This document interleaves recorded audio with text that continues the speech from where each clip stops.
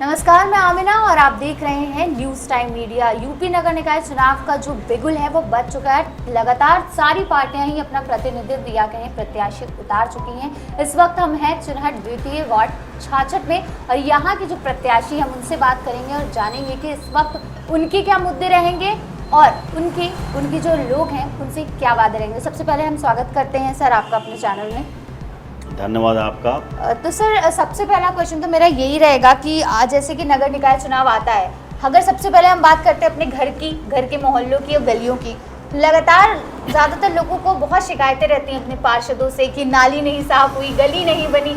आपसे कभी कोई शिकायत रही है कि नहीं रही? थोड़ा बहुत तो शिकायत रहेगी, स्वाभाविक है। शिकायत नहीं होगी तो काम कैसे होंगे। जानकारी अगर मुझे आएगी तो शिकायत के माध्यम से ही जानकारी आएगी। जब लोग शिकायत करेंगे तभी मुझे जानकारी प्राप्त होगी, क्योंकि संभव नहीं कि हर जगह मैं पर डे पहुँच सकूँ। और नगर निगम की व्यवस्थाएं जो हैं वो लगातार काम करती हैं। उस बीच में जो शिकायत आती है मैं उनको करता हूँ, चाहे नाली सफाई के लेकर हो या नाली निर्माण कार्य का हो या रोड निर्माण कार्य का हो या और भी तमाम तरीके की। जैसे कि अभी आपसे बात हुई तो पता चला पहले आपकी माता जी थी, उसके बाद आप प्रतिनिधित्व की तरह काम कर रहे थे। उस टाइम क्या एक्सपीरियंस रहा? बहुत अच्छा एक्सपीरियंस रहा। माता जी हमारी 5 साल पार्षद रही भारतीय जनता पार्टी से। मैं अपना उनका काम देख रहा था पार्षद प्रतिनिधि के रूप में। हमने 5 साल काम किया। मैं तो ये कहूँगा कि हमारे 5 साल बेमिसाल रहे। पूरी जनता का पूरा मुझे सपोर्ट मिला। पूरे क्षेत्र के सभी तरफ से लोगों से मेरा जुड़ाव रहा। जैसा भी मुझसे हो सकता था मैं लोगों की काम करता था।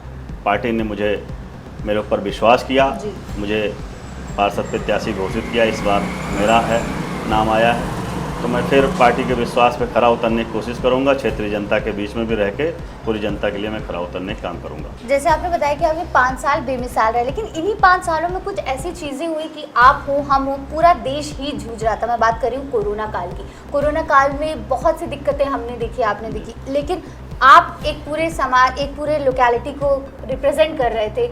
उस वक्त क्या सर, कैसा एक्सपीरियंस रहा था, क्या क्या दिक्कतें आई?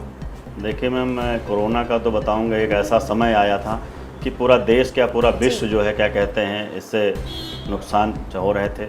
लोग एकदम परेशान थे, हम लोग भी उसी परेशान थे। पर हम लोग ऐसा थे कि जनता के सेवक रूप में थे। एक दिन भी हम लोगों ने घर में बैठने का काम नहीं किया, जो केवल लॉकडाउन का समय था उसमें जो भी रहा। पर लॉकडाउन भी हम लोग क्योंकि नगर निगम से थे तो काम उसमें करने के, फॉगिंग की जैसे समस्याएं, सैनिटाइज की जैसे विषय थे, साफ़ सफाई को लेके थे। उस समय हर जगह से लोग फ़ोन आते थे कि हमारे यहाँ सैनिटाइज किया जाए।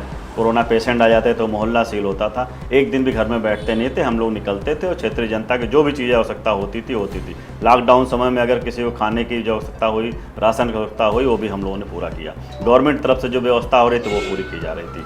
अच्छा, अब क्या, क्योंकि 5 साल आपने देखा, आपकी जनता जो आपकी जो लोग हैं उन्होंने आपको फिर से एक तरह से मौका दिया है, बीजेपी ने आपको एक मौका दिया, अब आपकी क्या रणनीति रहेगी? हमारी आगे की रणनीति है कि जो 5 साल में हमने काम किए, जैसे मैंने कहा आपको 5 साल बेमिसाल, तो कुछ काम ऐसे हैं जो 5 साल में नहीं हो पाए, उनको हम लोग पूरी तरीके से कोशिश करेंगे कि हो। क्योंकि माननीय मुख्यमंत्री जी की इतनी योजनाएं हैं, लोगों को लाभ मिल रहा। माननीय प्रधानमंत्री जी की इतनी योजनाएं हैं कि नीचे स्तर तक हम लोग ले जा काम करते हैं। कुछ काम हमारे अधूरे रह गए हैं, उनको मैं पूरा करने का प्रयास करूंगा। माननीय विधायक जी के से भी सहयोग से लेंगे, हमारी जो महापौर जी आएंगे उनके सहयोग से भी हम लोग काम करें। कुछ गांव हमारे इस बीच में आते हैं और कुछ कॉलोनियाँ छोटी आती हैं, कुछ नाले हैं जो अधूरे रह गए, जिससे जो है बरसात में जल भराव हो जाता है, उसको दूर करने का हमारा पूरा ये प्रयास रहेगा। का संकल्प है कि जो है उसको हम आगे करेंगे। अच्छा, अगर मैं ये बात करूँ, सफाई की बात हो रही है, नाली की बात हो रही है, रूट की बात हो रही है, अगर हम कहीं अच्छी लोकेलिटी में भी जाते हैं, वहाँ पे पार्क वगैरह रहते हैं, कहीं पे मैं देखती हूँ कि बहुत अच्छे हालात रहते हैं पार्क, और कहीं कहीं पे वहाँ पे कूड़ा डाला जाता है, पार्क नाम की चीज़ ही नहीं होती है। सर, अगर मैं यहाँ की बात करूँ आपके एरिया की, तो पार्कों की क्या हालत है? मैं पार्कों की बात करूँ तो मेरे चिन्हट द्वितीय वार्ड में, क्योंकि गोमती नगर का हिस्सा है, LDA का है, यहाँ लगभग 110 पार्क हैं। और 110 पार्क कम नहीं होते, बहुत होते, इतना बजट नहीं होता है। आज की डेट में आपको 5 साल पहले और 5 साल में जो हमने काम किया, 110 पार्कों में 1-2 पार्क ऐसे होंगे जिसमें बाउंड्री वाल अभी भी टूटी है, और जो है क्या कहते हैं नहीं, वरना सब पार्क ठीक। और सज्जे संवरने की बात रही, जो पौधारोपण काम, मैंने लगभग 50 पार्क से ज़्यादा पार्कों में सौंदर्यीकरण का काम किया। आज वृक्ष लगे हुए हैं, आप जाएंगे देखेंगे उसमें जो है लोग, बच्चे खेल रहे हैं, बुजुर्ग बैठ रहे हैं, हरियाली है, चिड़िया भी उसमें आती हैं। नहीं पहले पक्षी के जंगल रहता तो पक्षी कहाँ से आते थे, आज जाएंगे तो आप देखेंगे। ऐसे आप देखिएगा कई पार्क ऐसे मैंने डेवलप कराए, बहुत सुंदर पार्क। इसमें बीच में कोरोना काल भी आया क्योंकि उसमें बजट की अभावना थी, इसको देखते हुए काफ़ी काम किया। अभी 1-2 काम रह गए, उस पर मेरा मिशन आगे रहेगा।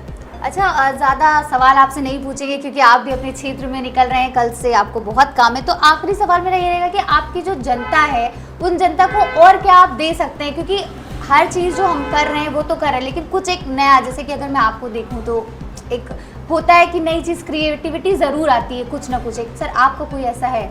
देखिए, मेरा क्या है कि जनता का क्या है, उसका जो प्रतिनिधि है, प्रतिनिधित्व करता है जनता का, पार्षद हो या कुछ हो, वो सबसे पहले उनसे मिलते रहें।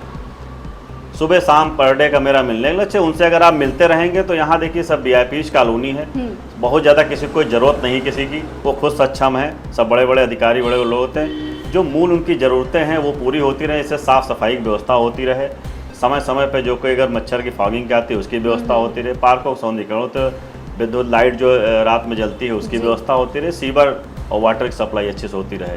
यही होता है, यही हम लोग पूरा करने का प्रयास करें। उनसे सुबह शाम मिलते रहें और क्या चाहिए।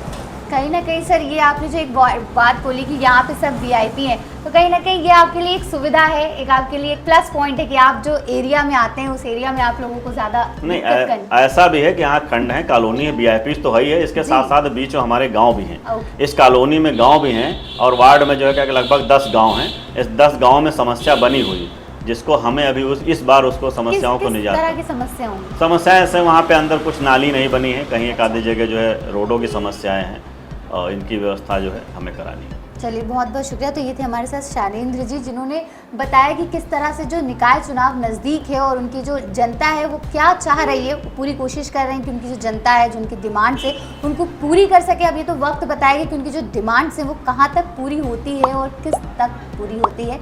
फिलहाल बने रहिए हमारे साथ और देखते रहिए न्यूज़ टाइम में।